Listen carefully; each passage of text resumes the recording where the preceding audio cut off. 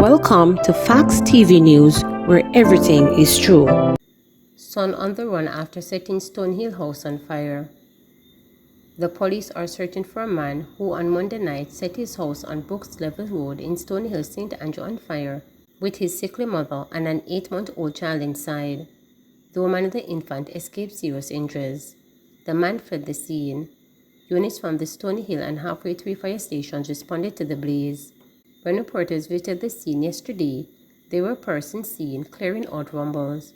Donovan Fennell, a brother of the man on the run, described his action as cold. Member of Parliament for West Rural St. Andrew, Juliet Cuthbert-Finn, visited the now homeless family earlier that day. Seniors gunned down in St. Andrew drive-by shooting. 2 senior citizens were killed in a drive-by shooting on Cushney Road in the community of Parks Road, St. Andrew on Monday night.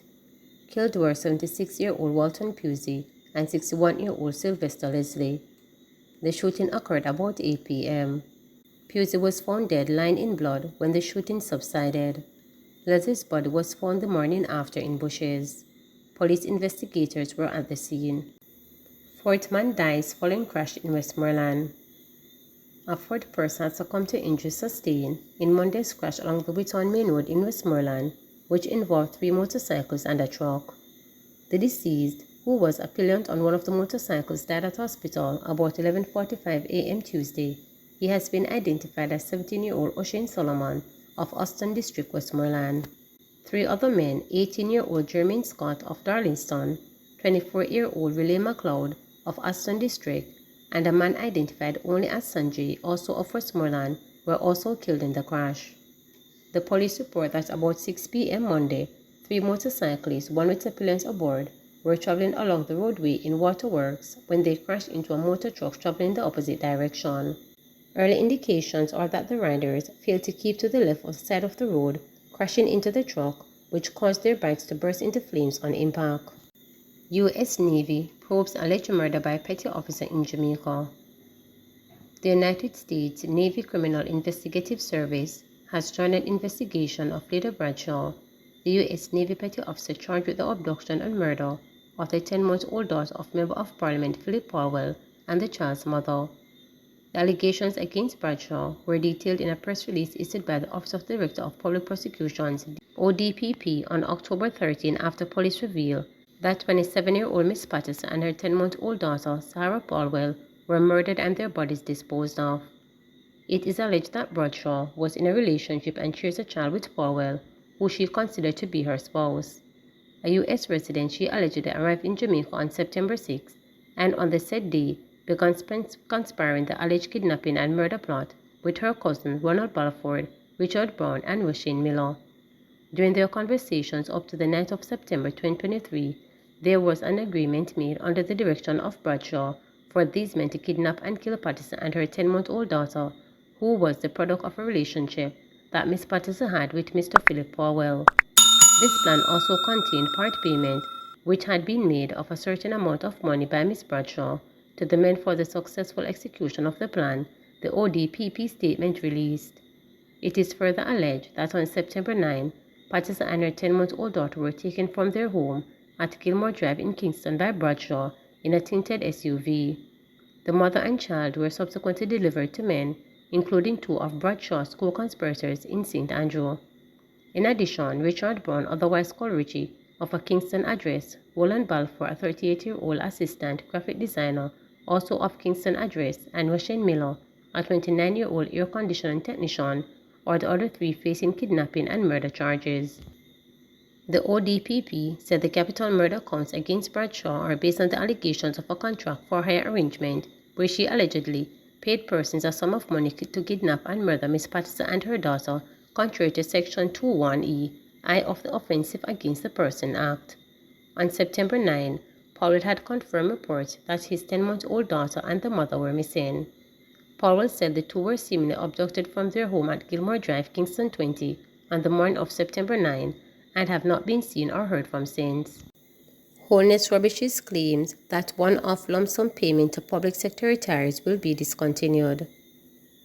Prime Minister Andrew Holness has rubbished claims that the one-off lump sum payment to workers employed in the public sector when they retire will be discontinued. This as he again warned persons to be careful of consuming and sharing fake news. Speaking at the Jamaica Labour Party meeting in North Central Clarendon on Sunday evening, the JLP leader stressed that there is no truth to the message which suggests a change in the government's policy for retired employees. Mr. Holness noted that the fake news could have had a negative implication for the government. He urged citizens to be mindful of the messages that they circulate. It says, "Good morning. Is there any truth to the rumor that has been going around in the government sector that the one-time payment, lump sum, that retirees used to get after serving a certain amount of years will be cut out in 2025?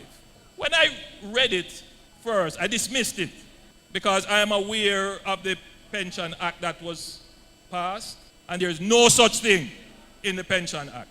But when people start to send it to me more regularly and call me and complaining, why is the government going to do this? I called the Minister of Finance. I said to the Minister of Finance, have you heard anything like this? That somehow the government is going to cut out lump sum payments? He says, absolutely not. Nothing like that. Where is this coming from? People who should know better are circulating this kind of rumor. Now, it may not, on the face of it, sound dangerous. But if you are a person who is about to retire or close to retirement age, and you see a rumor like that, you might change your decision and decide to retire early. All because of a falsehood, a lie, not no go so. I have to use these platforms, therefore, to make these things public, because the only way to combat these lies and rumors is to use the public square and just say what the truthful situation is, what the real situation is. Because we have to combat them. Some of these rumors are deliberately being circulated to create chaos and to sabotage the government. Some of them are people actually sit down and craft them and send them to you with the sole intention of trying to demotivate you. When you see this nonsense come to you, don't bother share it. Tell them, come off of my phone. Thieves break into Spanish Town Post Office. Thieves have broken into the Spanish Town Post Office in St. Catherine. The discovery was made yesterday morning by personnel who turned up for work. The building was closed as investigators from the Spanish Town Police probed the incident. It is yet to be ascertained if anything was stolen. The incident left users of the post office disappointed. This is a very bad day for me, as this is where I do all my business. This is a big setback, Lloyd Millings told reporters. Similar sentiments were expressed by others who had to turn back due to the break-in. Please remember to subscribe, like, share.